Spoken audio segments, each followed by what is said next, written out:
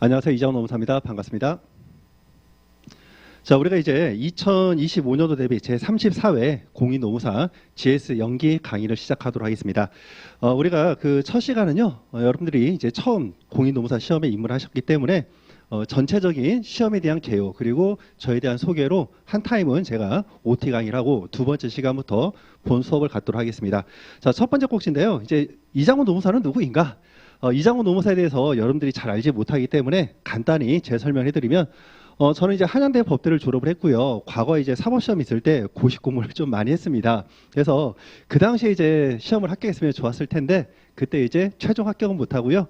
계속해서 시험 공부하다가 이제 공인노무사 시험으로 갈아타가지고 공인노무사에 2014년도 23기 시험 합격하고요. 그리고 이제 10년차 노무사 그 노동법 강의를 진행을 하고 있습니다. 자, 그 외에도요. 저는 이제 컨설팅 관련해가지고 한국센서스본부 공무반 ESG 현장 평가도 시행하고 있고요. 그 다음에 고용노동부 산하의 일터혁신 컨설팅 그리고 안전보건 체계 구축 그 컨설턴트로 활동을 하고 있고요. 그 다음에 이제 교재와 관련돼서는요, 2차 책으로 우리가 기본서인 노동법 요해, 그리고 판례집인 판례를 푸는 노동법, 사례집인 사례를 푸는 노동법이 있고요. 그리고 제가 한 GS 1기부터 프린트로 나가고 있긴 한데, 제가 판서 자료를 서브노트 형식으로 제공하고 있습니다. 그 부분도 제가 한 내년 1월 달쯤에는 가져본 책으로 출간을 예정하고 있어요. 그래서 서브노트 교재도 준비되어 있다. 이렇게 말씀드리고 1차 책으로는 여러분들 다들 알고 있는 핵심소송 노동법 그리고 객관식 핵심소송 노동법이 준비가 되어 있습니다. 여러분들 두 번째 보시면요. 이제 공인노무사 시험은 되어 있는데 개요는 다들 아시겠지만 우리가 처음 입문하니까 여러분들이 이제 마인드 차원에서 돌다리를 한번 두드려보고 가도록 하겠습니다. 우리가 지금 커리 자체는요, GS 연기 커리로 9월 커리인데, 실질적으로 시험은 여러분들이 언제 시작을 하는 게 가장 바람직했냐면은 7, 8월 달에 시작했습니다. 7, 8월. 7, 8월 달에 무슨 강의가 있느냐. 우리가 1차 기본 이론 강의가 있습니다. 근데 여러분들이 1차 기본 이론 강의를 제대로 하신 분과 하지 않으신 분들은요, 내년 3월 달, 4월 달 가가지고 큰 차이가 있습니다. 그래서 간단하게 여러분들 말씀드리면은 지금 공인노무사 시험은요, 지금 이제 1차와 2차가 분리되는 격동기에 있습니다. 과거까지는요, 우리가 1차는 거의 무시했어. 그냥 오로지 공인노무사 시험은 2차 하나에 포커스를 뒀다는 거죠. 그러다가 1차 시험이 올해 33회부터 시험이 개정이 되었고요. 시험 제도가 변경이 되었고, 그리고 나서 이제 어떻게 되냐. 1차 난이도가 너무나도 높아지고요. 그리고 공부량도 많아지다 보니까 1차와 2차를 한꺼번에 병행하기가 거의 불가능해지고 있습니다. 그러다 보니까 어떻게 돼? 우리가 생동으로 1년 만에 시험을 합격하시려면 우리가 기본적으로 1차를 6, 7월에 정리를 하셔야 돼요. 7, 8월에. 그리고 9월부터 순수하게 2차 커리로 넘어가셔야 됩니다. 근데 지금도 늦지 않았어요. 여러분들이 만일에 9월 달에 지금 처음 공인노무사 시험에 입문을 했다 싶으면요. 평일반 강의를 듣는다. 그러면 주말에 또는 주말반 강의를 듣는다면 여러분들이 하루에 일부 짜투리를 뽑아가지고요. 1차 준비를 미리미리 하셔야 됩니다.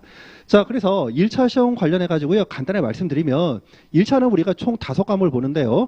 노동법 1, 노동법 2, 민법, 사회보장법, 그 다음에 선택과목으로 구성되어 있고요. 배점은 우리가 40문제에 100점입니다. 과거에는요, 우리가 25문제였다는 거죠. 그러다 보니까 꽈라 점수가 과거에는 10문제만 맞으면 됐는데 지금은 16문제를 맞아야 되고요.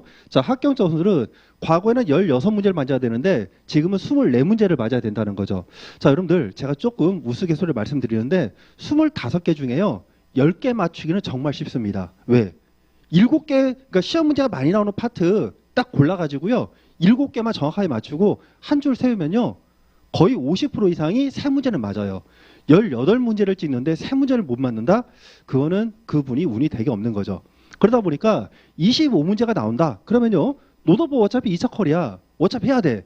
그러니까 노동법은 80 이상 맞고요. 그 다음에 정말 공부하기 싫거나 어려운 것들, 그거를 명과 작전에서 40점 간단하게 넘는 작전으로 넘어가고 그 다음에 문하는 걸 60점으로 맞추면 됐다는 거죠. 근데 지금은요. 이게 40문제로 늘어나다 보니까 그럴 수가 없어요.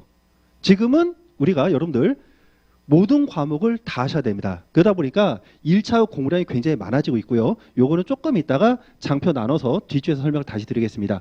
자, 그 다음에 2차는 우리가 4과목인데 자, 노동법 1, 2가 사실상 한 과목이 아니라 두 과목입니다. 그런데 이게 왜 한 과목 처리되느냐?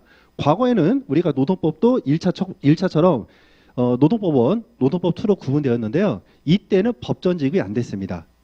근데 한 10년 전에 법전이 지급됐어요. 법전이. 한 19회부터 법전이 지급됩니다.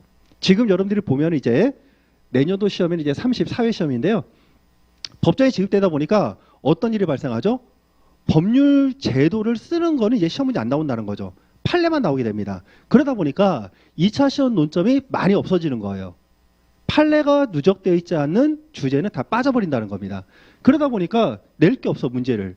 그래서 노원 노트를 묶어서 각각 75점, 70점 묶어서 150점 배점으로 노동법이 통합이 된 거고요. 자, 그 다음에 1차에서 나와 있는 이 경영학 과목이 이제 인사관리하고 선택 과목에서 경영조직으로 구분이 되고 있는 거예요. 그 다음에 행정쟁송법이 있고요. 이렇게 총 4과목인데 간단하게 말씀드리면요. 노동법은 여러분들 영어라고 생각하시면 돼요. 영어. 영어는 뭐가 필요하죠? 단어가 필요하죠. 즉 다시 말하면 노동법은 기본이요. 판례 법리를 다 암기를 하셔야 돼요. 총알이야, 총알. 총알을 먼저 다 모아야 돼. 자, 그리고 나서 이제 우리가 논술 시험처럼 어떤 사건에 대해서 답안 구성을 해야 되는 건데 이것도 조금 이따 설명해 드릴 거고요. 자, 그다음에 인사관리는 뭐냐? 국어라고 생각하시면 돼요.